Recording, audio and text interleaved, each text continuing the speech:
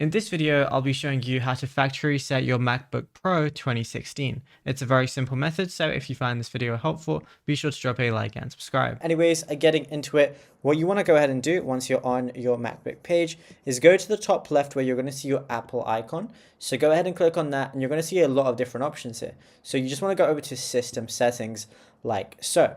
And it kind of works generally the same as however you would do it on an iPhone or something like that, if you've ever factory reset one of those. But all you want to do is go to your General tab, which is right under Battery. And then from here, scroll down and right at the bottom, you're going to see an option where it says Transfer or Reset. So go ahead and click on that.